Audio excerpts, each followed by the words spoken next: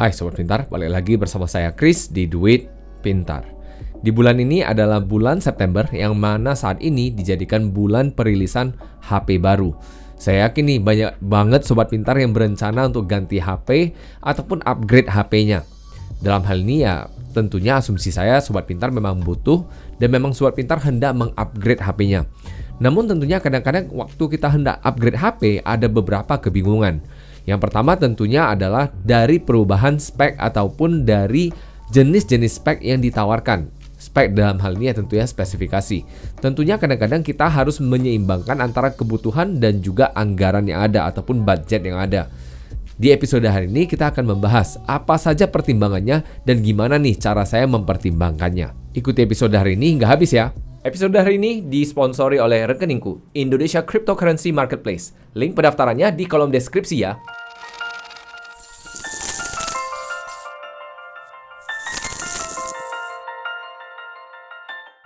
Seperti biasa nih, sebelum memulai, BPJS-nya dulu dong. Bayar pakai jempol, share, dan subscribe saja.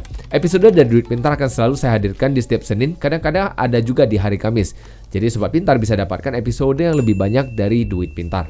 Langsung kita masuk ke episode hari ini. Jadi ketika kita hendak belanja apapun, bukan hanya HP saja, tentunya hal pertama yang kita harus tentukan yaitu kebutuhan. Apakah kita benar-benar butuh akan suatu barang ataupun jasa tertentu tersebut? Kalau memang kita nggak butuh, kita bisa aja tunda ataupun bisa aja kita nggak jadi beli barang ataupun jasa tersebut. Namun kalaupun kita butuh, bukan langsung beli, yang saya selalu sarankan yaitu duduk pertimbangkan dengan baik apakah kita memang benar-benar membutuhkan barang ataupun jasa tersebut. Dalam hal HP, mungkin aja waktu itu kita hendak beli, namun bisa aja kita memang belum butuh di saat itu. Dalam hal ini mungkin aja HP kita masih mulus, HP kita masih dapat digunakan dengan lancar, HP kita belum ada gangguan apapun, baterainya masih baik-baik aja, belum soak, ya mungkin aja belum saatnya kita ganti HP. Namun mungkin ini agak bertentangan dengan apa yang saya mulai tadi, yaitu di saat ini banyak sekali gadget baru yang bermunculan. Dan mungkin aja saat ini Sobat Pintar baru aja dapetin bonus yang ingin melakukan yang namanya self-rewarding. Dan menurut saya boleh-boleh aja. Walaupun kita hendak memberikan hadiah kepada diri sendiri, kita harus tentukan budgetnya, harus pastikan anggarannya nggak mengganggu kantong kita, nggak mengganggu arus dana kita. Jadi tentunya saya akan berbagi nih beberapa tips ataupun cara-cara yang dapat kita pertimbangkan. Tentunya pada umumnya ketika kita hendak membeli HP ada 3 hal utama yang hendak kita tentukan. Yang pertama tentunya kita sering sekali mengutamakan yang namanya hasil jepretan, yaitu tentunya kamera. Kedua tentunya dari kapasitas HP-nya, bisa nyimpan berapa banyak file, bisa nyimpan berapa banyak video, berapa banyak lagu, dan sebagainya. Dan yang terakhir yang mungkin kita tentukan yaitu spesifikasi lain, misalnya baterai, misalnya prosesor, memori, dan sebagainya. Dan hal ini tentunya nantinya akan menentukan seberapa lama berpotensi kita dapat menggunakan HP ini. Tentunya semuanya juga harus diseimbangkan dengan yang namanya kebutuhan dan juga keinginan. Tentunya yang tidak kalah penting yaitu kita harus seimbangkan dengan kantong kita. Percuma memang kalau kita memang butuhnya tinggi-tinggi banget, namun tentunya kantong kita nggak mengizinkan ya nggak bisa beli juga. Ataupun kantong kita memang lagi banyak duitnya, tapi tentunya kita nggak butuhkan, ngapain pula kita beli di saat itu. Mungkin aja kita bisa tunggu setahun lagi untuk dapetin yang lebih baru, ketika nanti kita butuh untuk penggantian HP baru. Lalu apa yang bisa kita lakukan? Nah, kita mulai dari yang pertama yaitu kita bahas soal kamera. Soal bahas kamera tentunya ini ada berbagai jenis perdebatan, ada mungkin yang harus dapatkan hasil jepretan yang paling oke. Namun hasil jepretan yang paling oke belum tentu hal yang dicari yang paling utama. Jadi kita tentukan nih, apakah hasil dari jepretan ini dapat kita kompromi. Kalau mungkin bisa, mungkin kita nggak harus nih beli HP dengan hasil jepretan yang paling baik. Mungkin kita bisa kompromi dengan hasil yang sedikit lebih buruk, namun masih dapat diterima oleh kita. Lalu tanyakan kepada diri sendiri, apakah dengan jeleknya hasil jepretan ini bakal jadi deal breaker. Deal breaker maksudnya adalah kita jadi batal nggak beli HP ini dikarenakan hasil jepretannya yang sangat buruk. Kalau memang iya, ya berarti kita harus pilih kamera yang terbaik. Kalau memang itu adalah kebutuhan kita. Balik lagi, apakah memang kamera ini hasil jepretan ini memang merupakan prioritas utama kita.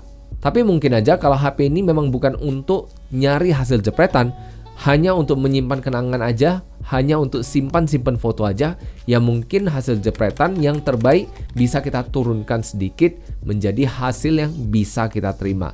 Tentunya dalam hal ini saya nggak menyarankan Sobat Pintar untuk beli yang terlalu rendah spesifikasinya, karena tentunya nantinya kita jadinya akan sering upgrade dikarenakan hasil dari jepretan kita terlalu buruk. Ya, hasil jepretan ini bisa aja untuk berbagai hal. Dari yang paling sederhana tentunya saat ini yaitu menjepret dokumen. Misalnya untuk verifikasi data, misalnya untuk buat visa, misalnya untuk scan dokumen, dan sebagainya. Yang kedua, sebelum kita bahas soal kapasitas, kita bahas dulu mengenai spesifikasi.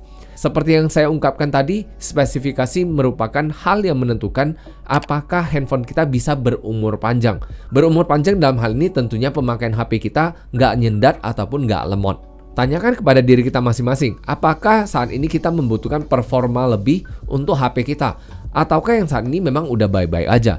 Kalau memang nggak butuh, mungkin bisa kita tunda 1 tahun lagi agar kita bisa beli nantinya dengan dana yang lebih banyak dan tentunya dengan HP dengan spesifikasi yang lebih tinggi. Kemudian, apakah HP saat ini masih baik-baik aja, masih lancar-lancar aja, masih oke banget? Mungkin ini juga bisa menjadi salah satu pertimbangan. Dan yang berikutnya yang tidak kalah penting dan mungkin paling sering menjadi komplainan banyak orang, yaitu soal baterai. Tanyakan juga apakah baterai handphone kita saat ini udah soak. Kalau udah soak, mungkin pilihannya bisa kita ganti baterai aja, atau memang kita saat itu butuh untuk upgrade semuanya, ya saat itu mungkin adalah waktu yang tepat untuk ganti HP. Tapi kalau memang udah soak dan memang saat ini nggak terganggu produktivitas kita dengan spesifikasi yang ada saat ini, mungkin ganti baterai aja udah oke. Jadi Sobat Pintar tinggal timbang-timbang sendiri. Lalu pertanyaan berikutnya seputar HP lagi. Cek lagi apakah memang pekerjaan kita sering menggunakan HP, ataukah memang sering banget kita harus mengecek HP dikarenakan posisi kita lagi nggak di depan komputer ataupun lagi nggak di depan meja kerja sehingga HP menjadi salah satu alat utama untuk kita bekerja. Kalau iya, mungkin mengganti HP saat ini adalah pilihan yang terbaik. Dan yang ketiga yang paling sering dijadikan pilihan, apalagi kalau kita hendak membelinya iPhone, maka pilihan kapasitas adalah hal yang menjadi dilema banyak orang. Mau beli yang paling tinggi, harganya cukup tinggi. Mau beli yang paling rendah, ternyata kapasitasnya kurang. Untuk kapasitas, saya ada beberapa pertanyaan yang biasa saya tanyakan sebelum saya memilih suatu kapasitas. Yang pertama kita tanyakan, biasanya file jenis apa yang paling banyak kita simpan ataupun kita download di dalam HP kita? Kalau memang filenya cenderung adalah file-file video, mungkin beli kapasitas yang besar bisa menjadi pilihan utama kita. Yang kedua, kalau memang pekerjaan kita adalah pekerjaan yang dekat banget dengan yang namanya multimedia, misalnya foto, video, dan sebagainya, mungkin pilih kapasitas yang besar bisa menjadi pilihan yang lebih baik.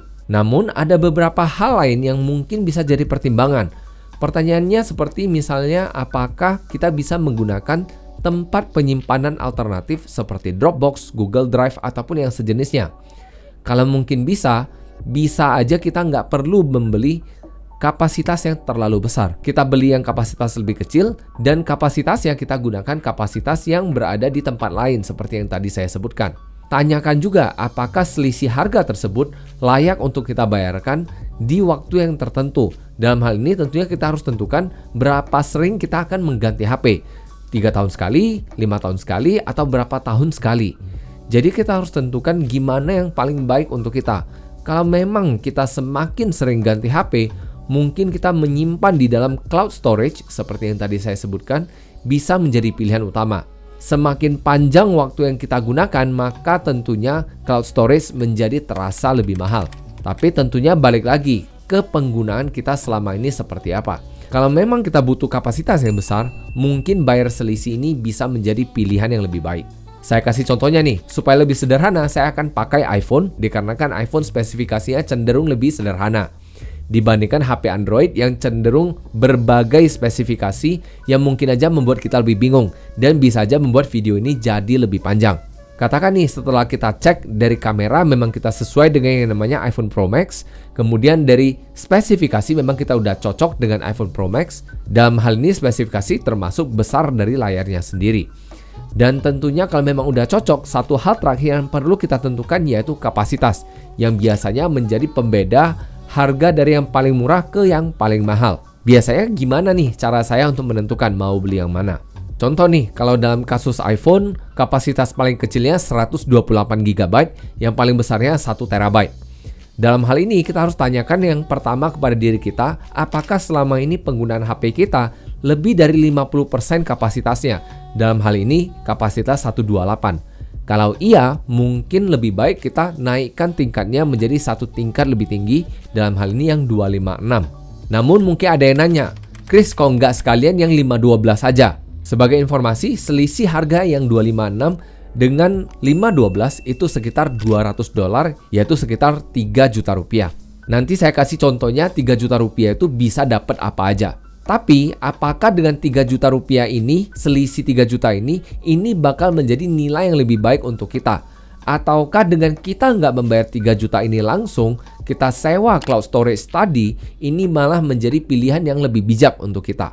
Maka biasanya saya akan cek lagi diri saya sendiri. Biasanya nih kalau saya akan ganti HP sekitar 3 hingga 5 tahun sekali. Saat ini sih rata-rata di angka 4 tahun sekali. Jadi kalau 4 tahun sekali, maka saya akan hitung-hitung kembali. Kalau misalnya untuk mendapatkan ekstra 256 GB, maka saya kalau cek di cloud storage, maka saya ada beberapa pilihan harga. Dalam hal ini, misalnya kalau saya pakai Google Drive, maka dengan dana 3 juta tadi, saya bisa menyewa Google Drive selama 7 hingga 8 tahun. Namun memang perlu saya akui, angkanya nggak pas di 256 GB, namun saya dapatnya hanya 200 GB. Tentunya dalam hal ini kebiasaan saya adalah menyimpan data saya di dalam cloud storage. Dalam hal ini saya bisa menyimpan data file kantoran, file foto, video, dan sebagainya. Jadi ada banyak sekali file yang bisa saya simpan di cloud storage tersebut. Kalau misalnya Sobat Pintar mau pakainya iCloud, Sobat Pintar tinggal sesuaikan apakah ini sesuai dengan kantong Sobat Pintar. Tentunya mungkin ada yang nanya nih, Chris, emangnya dengan adanya Google Drive ini menjadi lebih baik? Kalau saya karena pekerjaan saya setiap hari ada berhubungan dengan internet, menurut saya jadi lebih baik. Dikarenakan saya punya fleksibilitas untuk akses data saya dari mana aja. Saya bisa akses dari komputer dan komputer mana aja, bukan hanya harus komputer saya sendiri. Namun kembali lagi, kalau misalnya file yang sering Sobat Pintar simpan adalah file multimedia, seperti foto, video, dan lagu, mungkin aja pilih kapasitas yang lebih besar itu menjadi lebih baik, karena bisa aja jadi lebih murah.